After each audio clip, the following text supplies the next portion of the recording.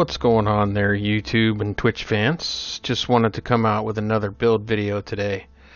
This one's going to be the headshot build video for the Mantis and the Baker's Dozen. So I want to give thanks to the FKM Death Division, my home on Division 2 for quite some time now, and also the people that have encouraged me to start pursuing these build videos.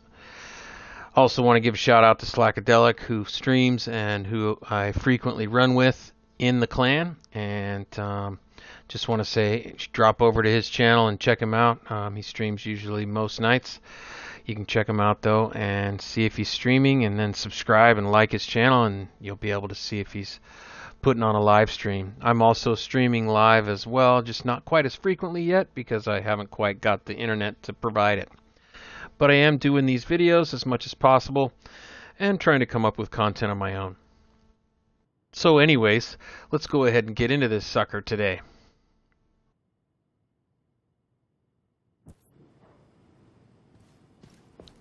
So what we got here is, of course, sharpshooter because of the 10% headshot damage bonus that you get there, and you get the 50 cal that is capable of killing more than one target with a headshot.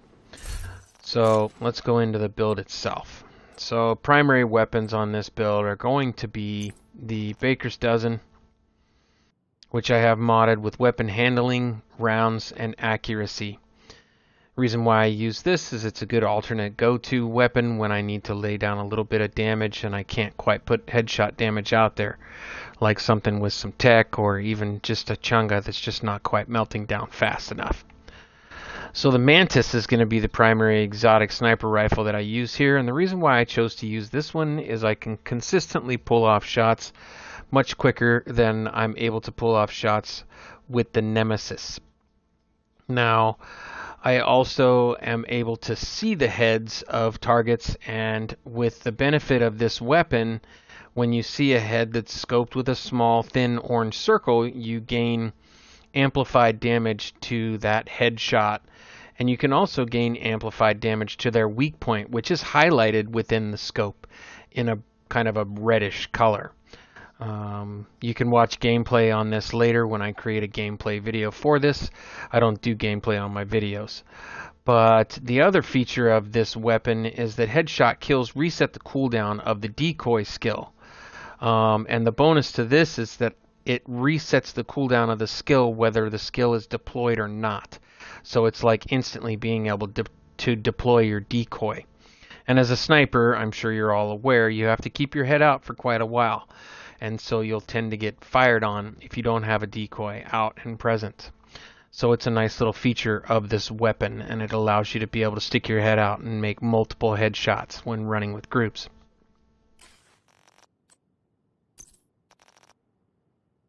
So, Punch Drunk. This is going to be a hard to find item in most cases, especially if you're trying to find one that's completely god rolled with the correct stats. Now you can see that this one's rolled with weapon damage, and then of course the 20% headshot damage bonus that you get with this, and then the critical hit chance I've put on the weapon, or put on the face piece, and then I've also put on an additional crit chance mod of 5.8. Can definitely gain a couple more percent, or a couple more tenths of a percent there if I was to go ahead and add a god rolled mod to that build. So the next piece and the most important part of this build is going to be the perfect headhunter talent that comes on the chain killer. This item was rewarded to us several times throughout this last season, so if you don't have one, you should have saved one. If you didn't save one, you're going to have to look around for it through the named item caches that you can get through the summit and other areas in the game. So now you'll also see that this one's got a Walker Harris set bonus of 5% weapon damage. You can also see that with the perfect headhunter talent, you get a bonus to your headshots when you're creating, or when you're hitting headshots within 30 seconds. So now when you kill an enemy with a headshot, your next weapon hit within 30 seconds deals an additional 150% of that killing blow's damage. Damage is capped at 800% if your weapon damage. Now, if you keep your headshot damage to a minimum of 150 or greater, you then get a capable shot of 1,250%. So you'll see on this build when I show you my stats here in a minute that I'm capped out at 160 minimum on my Baker's dozen. And everything else is well above that. So anyways, let's go into the other pieces of the build. So the Walker Harris holster, you could definitely change this around. You could go with an Arialdi Holdings holster, and you could roll crit chance and crit damage on it if you chose to do so. I chose to run this as a 2-piece because it gives me the 5% additional damage to armor when hitting chungas in the head. It's kind of nice. It does additional damage to the headshots. Next is going to be the gift. This is a very highly sought after item. It was rewarded to us during a few seasons back. And you can find this in the Dark Zone if you're running Dark Zone and you happen to be running it with Providence Defense, or when you're running in the Dark Zone and you just happen to pick it up. It is a Dark Zone exclusive item if you don't get it out of a named cache. So now you'll see that this piece provides you with 15% headshot damage as a one-set bonus. You can see that I have this piece rolled with weapon damage, crit chance, and critical hit damage, and then a crit chance mod on it. Going back to the chest piece, I forgot to state what mod's on there. Of course, you can see that the mod on it is crit chance. Next, in this, continuing on about the backpack here. So, Perfect Vigilance is the talent that's on this backpack, and the reason why, it's also the reason why I chose the backpack, and that's because weapon damage is increased by 25%. Taking damage disables this buff for 3 seconds. That doesn't mean that there's a cooldown. It means taking damage reduces or disables the buff, and then 3 seconds later you get it back. So it's pretty easy to get the 25%. You always have it, other than when you take damage. Of course you don't. So just try not to take some damage. That's what the decoy resets for. So you can see I also got the contractor's gloves. And yes, most of these items are named items, and they're sometimes difficult to find. So this build may be a farming nightmare, basically. It could be a blessing to you because you already have all these items, and you can roll these stats on there. So anyways, continuing on about that, we've got the contractor gloves, and the LMG damage really isn't important. The biggest and most important part of this is going to be the weapon damage, the damage to armor, and then the roll of headshot damage on this piece. Next, you're going to see the Fox's Prayer knee pads. Another item that is sometimes hard to find, but is currently being sold at the vendor this week at the theater. You can definitely god roll these pieces pretty quickly and easily through optimization and whatnot. This one I happened to find with headshot damage on it, and so I optimized that headshot damage and then rolled my weapon damage up to full. You can see that it also has the multiplier of 6% damage to target out of cover. Now my choices of skills on this build are going to be the decoy, of course, because it has the reset when you get headshot kills with the Mantis.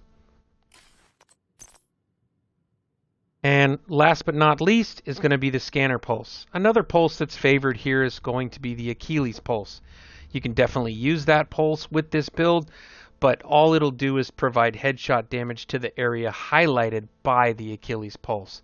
You won't gain the buff that I will show you here in a moment. So a lot of people have a hard time understanding how this build works. And so what I'm going to go ahead and do here is I'm going to run down to the range, and I'm just going to give you a quick example of how this build and the mechanics of this build work together.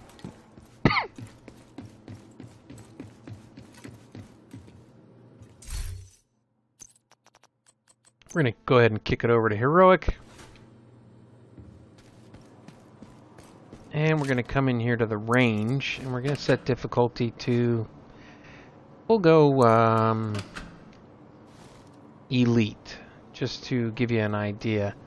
And I'm going to use the targets on the DPS range to add some headshot buffs, because I have to proc that ability. So I'm going to brace myself here, and first off I'm going to start off with the Baker's Dozen. So we're going to do a couple of hits there. We're going to get that headshot kill. We're going to get that headshot kill, and you can see that there's a buff with the chain killer symbol. This symbol here, okay? You can see that that buff is showing up under my buffs bar.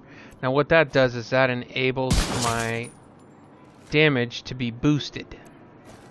So you can see that these headshots are registering at a pretty decent amount, 9 million or so. I think that's the maximum health that those particular targets have. So let's go ahead and switch over to this guy and see what he gives me. So 11 million is what I got with that. And there's a kill. We're going to switch over to the Mantis. Get 10 million there. We're going to go over here and just reproc that headshot kill, okay? So we're going to get these headshot kills procced. And then we're going to move over here to this target. And you're going to see that I hit him for 1.7, right? That one was for 12.5 because that's all it has. So we'll go ahead and go over here to named. And then we're going to make him invulnerable so that we can actually see what kind of damage we're doing. We'll make him an invulnerable elite. How about that? So we'll go ahead and go in here. We'll hit that headshot and start the buff.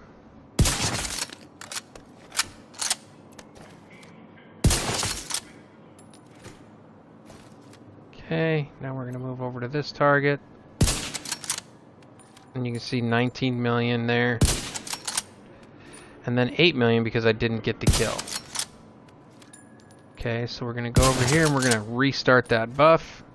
You can see that I've almost got it fully procced. And now it is full. Okay, so we're going to come back over here and you can see 19.5 mil. I've seen shots as high as 20, 20.1.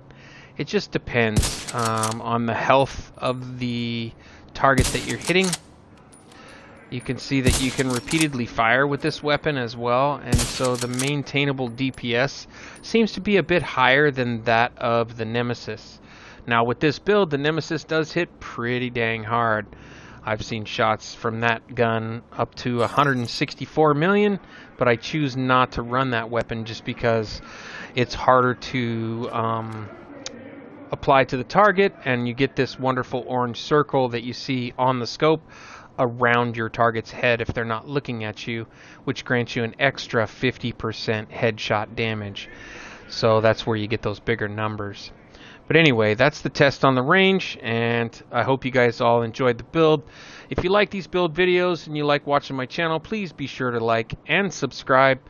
Make sure at least to hit that subscribe button. I'm trying to get these subscriber counts up so that I can start going to further my career as a YouTuber and as a content creator for the Division, and to try to match Slackadelic, who streams and is in the clan, and he obviously has quite the following already. So we're trying to branch out. Thanks everybody.